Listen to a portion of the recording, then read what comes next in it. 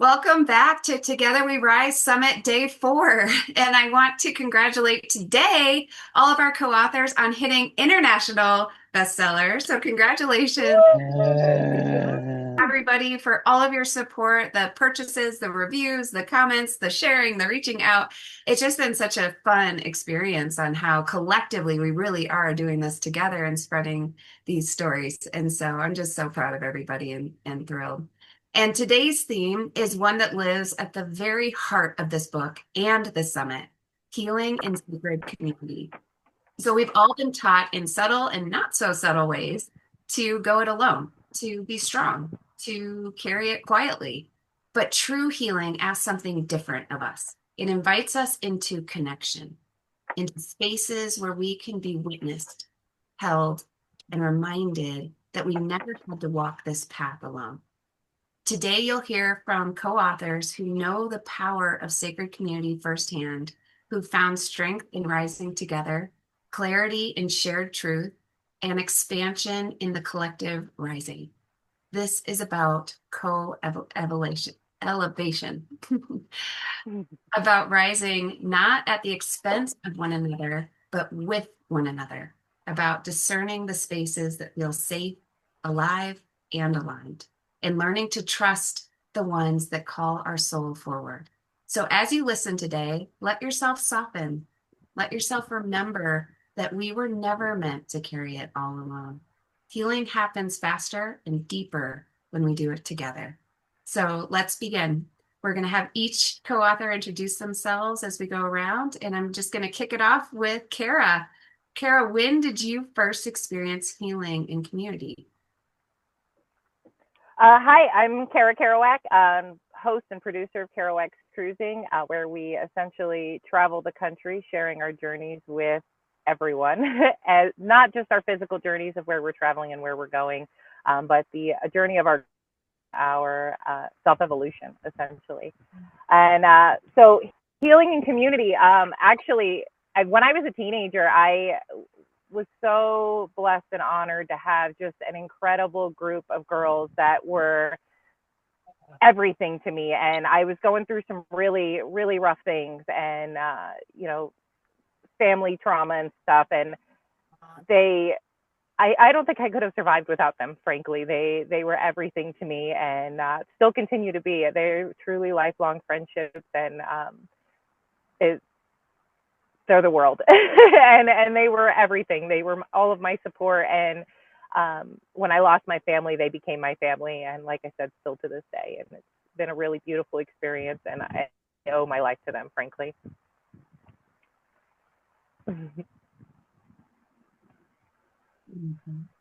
Yeah, I think that community is such a huge part of just moving forward in life. And when you have a group of people during a time that you've been, thrown to your knees in life, I think that it's great. I had a situation where I had to leave what I called home, and moving here to Flagstaff was just an amazing find, is what I call it.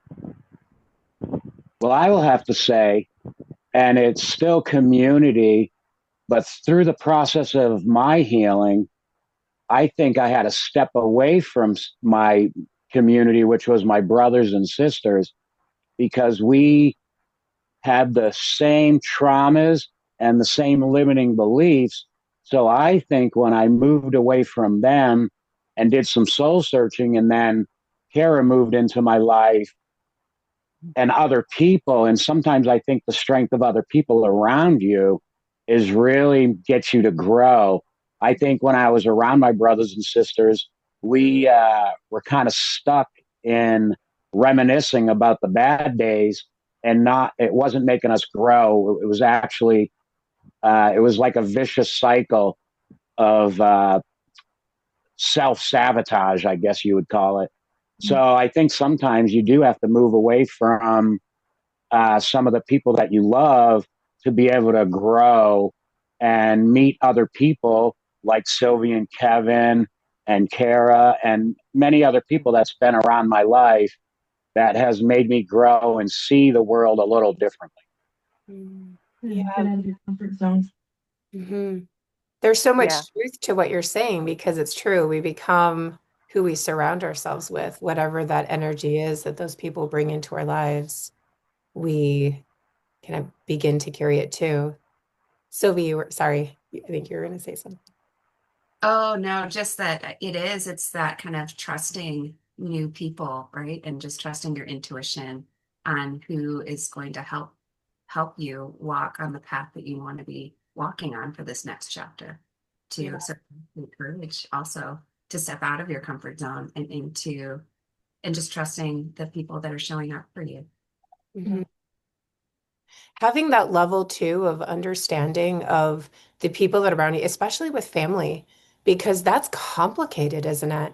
If we have family members that are, we love them, but maybe they're not necessarily bringing a very good influence into our lives. And so, and it could be a parent. I know people that have very complicated relationships with their parents, siblings, and you have to kind of discern and create these boundaries in order to kind of navigate that space.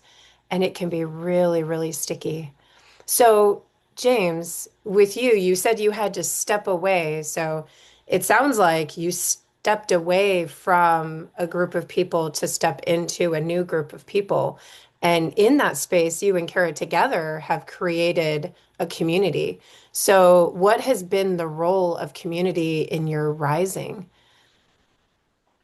And I really think Kara, me and her together have supported each other in our journey.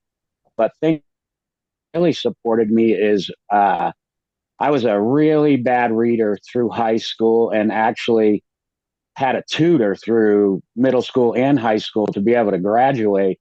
So I never really read any books after. I would only read for really work.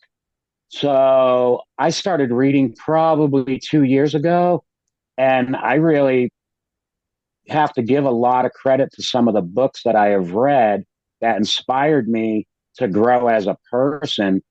And I mean, started out with Jim Quick's book, Limitless, and I know that, I was made fun of in school because I would always lose my spot in the book. So I would use my finger and people would make fun of me for that. And reading his book and learning how to speed read and talks about using your finger still as an adult and just even a ruler or something to keep in place. And I know that sounds silly, but doing that process, I've actually enjoyed reading again and read a lot of books that's helped me grow. And just a different, I'll just give some examples. Aubrey's Marcus's book, Own the Day, you know, figuring out how to own one day and compounding that for many days, to a book from Mark Rollins. I think it was called The Word of the Dog, How to Live Life Like a Dog, and embracing every moment as, and I'll just give the example, one of the examples he uses. The dog gets so excited just to go on a car ride, even though the dog knows it's only going down the street and then coming back home, but still gets the same excitement every day and feels the same joy. So I just think that there's been a lot of people around me that has helped me. I was in Tucson kind of stuck, knowing I wanted to move up north, and out of the blue, and a guy that I haven't talked to in a year calls me and he's like, I got a position for you if you're willing to move to northern Arizona. And it's just those things that kept happening around me. People that I've been blessed with has helped me, but really a lot of books, and I could name plenty of them. So it's a lot. And I think that was my cue to say, hi, I'm James Kerouac. And me and my wife, Kara, and I have Kerouac's Cruising, and we are trying to inspire people to find their best self and to really go after whatever your dreams are. It could be anything. Everybody's dreams are different. And I've been trying to fulfill my dreams. And one of them is cruising around the United States and afar and bringing people books and our experiences on the road. Oh, so much of what you just said. It's interesting to me. So I imagine all of you on here right now are book lovers. If not, you are now because you just We're wrote international it done right. best-selling authors. I mean, come on. So by default. But it's interesting how reading a book can be such a solo experience, yet it brings us into a sense of community, doesn't it? It makes us feel not alone. It makes us feel connected and understood and seen and held in those experiences that we have. Now, Ramona, you were saying just a moment ago that you were identifying with what James was saying about kind of having to move away. So I'm curious to know a little bit more. How do you navigate away from toxic spaces and into safe ones? How have you built that kind of safe haven in your life today? Well, first, I want to say I am so glad to be here and part of this whole group. It has just been amazing. Thank you for allowing me to be part of it. My name is Ramona Langham, and I am a registered nurse and also owner of Reconnect Integrative Services. And being on both sides, you can say the Western side of medicine and also the holistic portion of it. Um, Either way, whatever I'm doing, I kind of consider like a chess piece. I trust in God and I trust the universe to move me in the direction that I need to go, and just take it moment by moment. And when I feel toxicity or negativity, just kind of step back, just allow the alignment to happen, and then still throw healing love and light to that situation or that person to allow them to experience this as well. And it usually has been really beneficial because then they start asking questions. And then that's kind of like my opening to like, here, let's work on this. So it's great. Yeah. So it seems like when we're in those situations that are really hard and we're surrounded by people who are um, maybe like we had said, bringing that negative energy, whether it's through um, their the way that they're not allowing you to the space to be who you are. They're wanting to shape you into somebody different. They're not celebrating you. They're reminding you of your failures and your mistakes. And right. So those are some of the things, the ways that looks like. And when those people are in that space, it's really hard to get silent and to listen to what it is that you're talking about right now. So, in order to get to that space, to create those safe havens, we have to move away from the energy, as James was saying, and into a new space so that we can listen to our body. Have you found that to be your journey and experience as well, Ramona? Yes, definitely. Sometimes it's like you're tested when that situation arises. It's like you're tested and you have to keep your vibration. You really have to fight to stand your ground, root in, and just keep that vibration high. Because usually when you keep that vibration high, negativity will fall. It will just kind of dissipate and kind of clear the path for you. I totally agree with Ramona on that. You just gotta stay that positive route and know that the negativity will fall off because it's so easy to get trapped in the negative. And every day we get up and we have that choice to make. And it's a difficult choice for me still today. Uh, but I find inspiration in the vibration. And I will tell you, one of the biggest things, and I'm 54 years old, and I don't know why I never did it, meditating each morning before we get our day started has been so impactful for me to slow my brain and to be able to think. My brain used to just race a mile a minute, and my thoughts were always racing, and I would get caught up in the status quo or from peer pressure and doing things that I just felt like I really didn't want to do in life, but I did them anyways just because it was surrounded by me, and most of the time it was toxic. So it is a choice you make every day, but I believe in the vibration, and I believe in meditation a lot, and it has slowed my brain to be able to uh, really come up with sentences. If I was on this call 4 or 5 years ago, I would have been really trying to find my thoughts. I want to kind of capitalize on that, on both what Ramona said and James. I think that sometimes we can get lost in the mix of, we're trying to self-improve ourselves, right? And then we want to improve all of the people around us and help them in the best ways that we can. And I think that a lot of the time, the best thing that we can do is to turn that focus back on ourselves and do the self-reflecting and those keeping your mind in those higher vibrations and those more positive thoughts, and trying to find the bright side of every situation, because it is a ripple effect.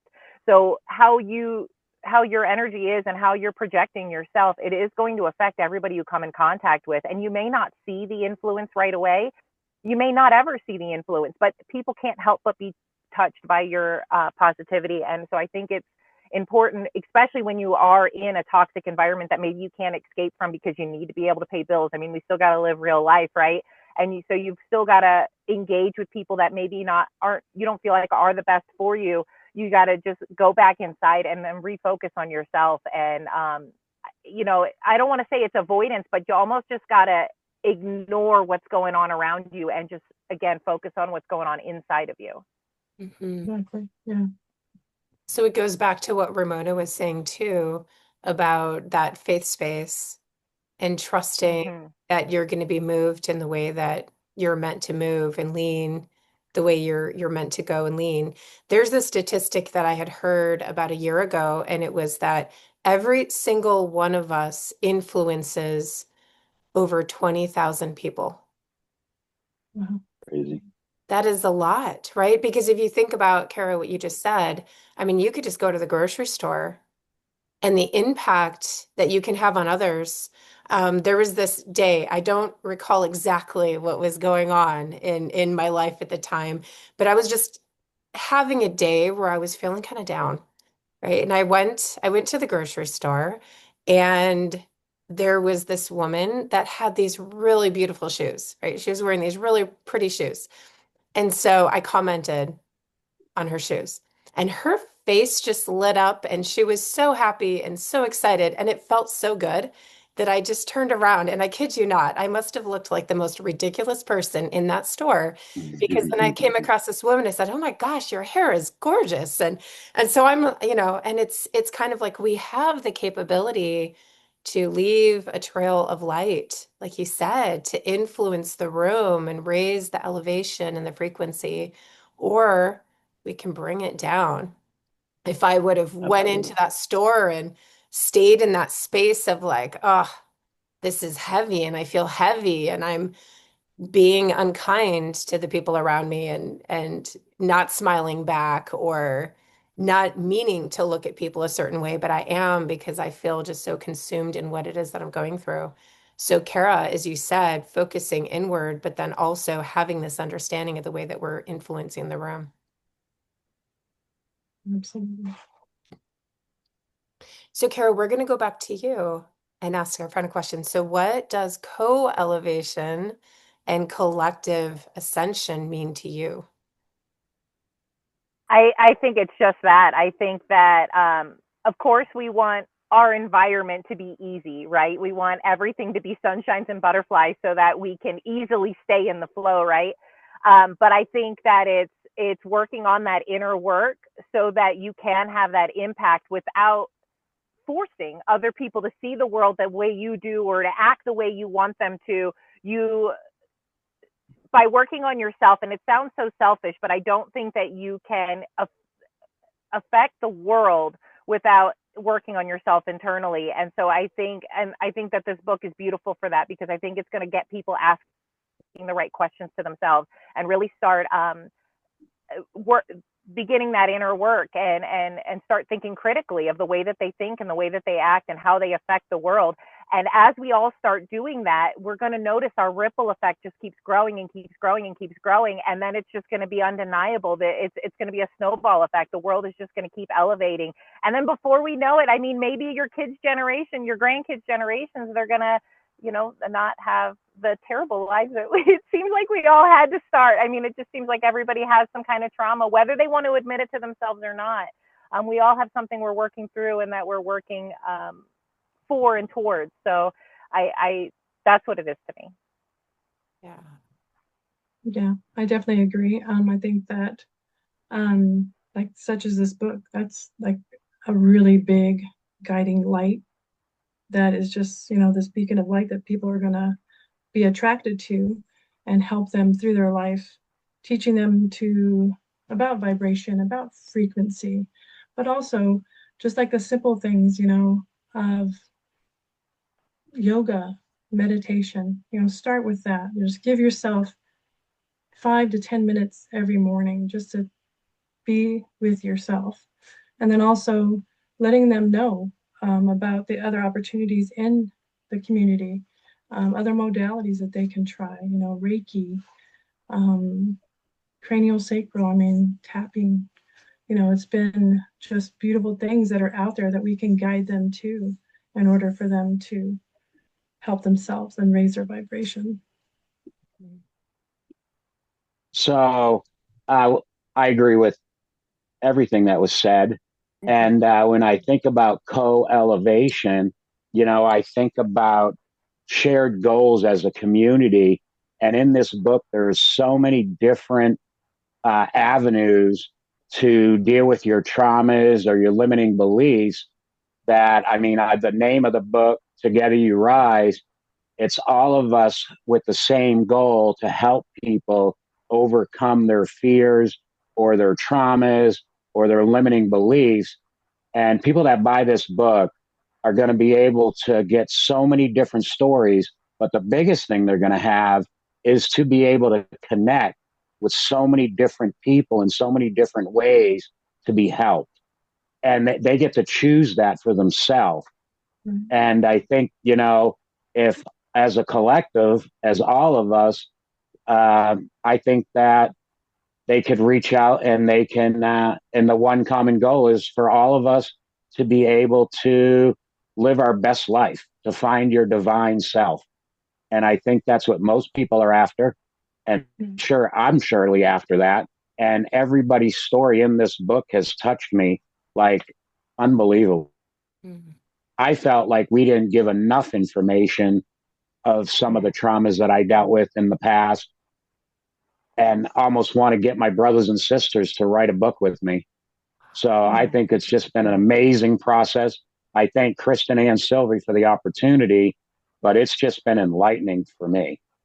Wow. What a beautiful wrap up. James, you just kind of wrapped this whole thing up for us 100%. So I did want to ask one last question from each of you, and it really, truly, you set up a perfect segue. We're going to start with you, Ramona. What did you find to be the biggest challenge when you wrote your chapter in this book? Oh, wow. The biggest challenge, it was kind of steps. For one, just thinking about it again, and then trying to put it into words. And then there were so many words that you had to decrease the amount of words and try to hit the points. But yeah, that was the hardest part, is just bringing it back, which was a blessing because that's how you move forward. So that was really great. Instead of burying it, you unburied it, and you know that this is a gift to somebody else. So that was the hardest part, is bringing it up and putting it on paper in words. Yeah. It is that, right? Because I think we've talked about this in our sessions together, right? That when we move through something really challenging in life, we're responding to the situation to our best of ability, and we're not completely feeling all the feels in the moment because we're having to just get through it. But there's this beauty of coming back and sitting in that space of the experience where you allow yourself to process it. And one of the biggest things that I've found with working with authors, and myself included, you all trust me because I myself have procrastinated and like, oh, I really don't want to write that chapter. And I'm finding all the things to do instead of sitting down to write. Because you think, let me rephrase that. You think you know what is going to show up when you sit down. And the beautiful thing is that it's never what we think it's going to be when we sit down, because we find the way that we move through it is so freeing, right? Like you were just saying, and our sense of purpose in sharing the story. So it's greater than the struggle and the challenge or whatever it is that's showing up when we sit down to write it, because It was worth it. Yeah, it definitely was worth worth it. it. 100%. We get a layer deeper in. I love that. What about you, James? Well, how I feel the hardest part in writing the book, because me and Kara wrote it together, and I feel bad for Kara because she did all the typing and writing, but it was the communication to get two stories into one was the biggest challenge, because she would write it, I would read it, and I'd be like, I don't really, you know, we had disagreements, I guess we would say. And so that part of it was difficult. But at the end, because you're getting that out, like Ramona just said, I do think it's freeing afterwards. Uh, and we did have disagreements, but at the end, it built, and our life has built better communication. So I feel writing the chapter together has made us be able to communicate better with each other. And, we've been working on that for 15 years. It's incredible to me because you wrote a book about collective ascension, and then you had to collectively write your chapter so that the two Right? could come together. And because the truth is that your version of the story, I should say, or your experience was your experience, and then Kara had her experience. And how do we bring those two experiences together to make them one, which can be challenging. I don't even know what that process would look like if I were to sit down with my husband, because he's going to be focused on things that are going to be much different than what I'm focused on. But it's amazing that you came together and were able to do that. It really is a beautiful thing. So, Kara, what about for you? I will definitely agree with James. I think that trying to get and have both of us feel seen in our chapter, and trying to work that in, and more than anything, pulling out of him, like, am I art, articulating your side of this well? Am I getting your perspective in here? And then, yeah, we would have this is how it happened for me. This is how it happened for you. And I think that's a really beautiful example of how we see our truth. Like, we can easily be, I hate to use the buzzword gaslighted, but we can easily be gaslighted in our own truth. And I don't think that it makes it any less more real. What you experience for yourself is real, and that has to be contended with, dealt with, and appreciated, loved, all of that. But going through our chapter, it was really amazing. Like you were saying, when you're in the thick of it, you don't really have the time to process the emotions. So going back on the chapter, I feel like it gave us a whole nother layer of growth just from writing this chapter, because I realized what we got out of our struggles. I mean, when you go into it, we built an off-grid home together, with one another. And just when you think about the dynamic of a husband and wife trying to communicate with one another, one being very over the top emotional and the other being very mechanical and logically minded, the arguments that we would have, and the difficulties and challenges that we would have, it was really rough. It was really rough being disconnected from society, in all of that. And it's brought us to this point now where we're able to travel. I mean, I won't go into the day because I know we're tough on time, but we got our trailer stuck yesterday on trying to get into an adventure, and it was a 4-hour ordeal, and neither of us wanted to murder each other. I mean, it worked out. It was beautiful, and it just shows the amount of growth we've had just in the last 8 years alone since we started building our home, because we would not have been able to do what we did yesterday uh, 8 years ago. There's no way. And so it's really beautiful. And it's amazing, because sometimes when you're in the thick of it, you don't see your growth and you don't think you're achieving what you want fast enough. And when you go and look back on the past, you're like, oh my gosh, I cannot even recognize who I used to be. And that's the beautiful thing that this chapter and this whole book, I feel like, witnessing that everybody goes through the similar struggles, you know, in their own way and with their own circumstances. It really makes you feel seen, and it really makes you feel normal. I guess, like, you got it. You're doing well. Yes. Oh my gosh, all of that. Because when we sit down to write our stories, we're holding a mirror up in front of ourselves, right? So all we can look at is us and our story and the versions of us that showed up throughout the story.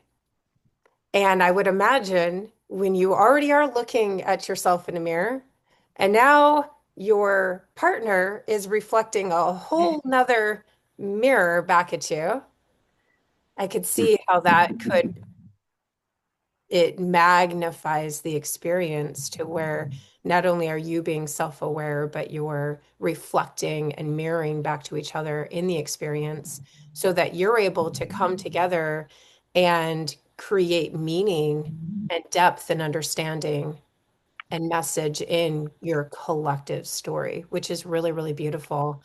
Um, it's making me think that there's something to this. I'm like, an anthology, there were couples come together and write chapters. That could be incredibly wonderful. So thank you so much for being a part of this book and for being on here with us today. It has been such an honor, and how incredible that we got such wonderful news today. So I celebrate you all and congratulations. Whoa. Thank you. It's so exciting. And I also just want to say thank you to all of our incredible co-authors for sharing what it truly means to heal together, and to everyone who showed up today with an open heart. Together We Rise is available now, and it is more than a book. It's a reflection of what becomes possible when we choose connection over isolation and community over silence. My hope is that as you read, you feel yourself held by these stories and reminded that you don't have to do this alone. Healing expands when we rise side by side. So get your copy if you haven't gotten it yet, and join us tomorrow for another day of powerful truth telling and transformation, the final day of our summit. So thanks for coming. Yay. Thank you. Thank you for having us. Okay. So I didn't get a chance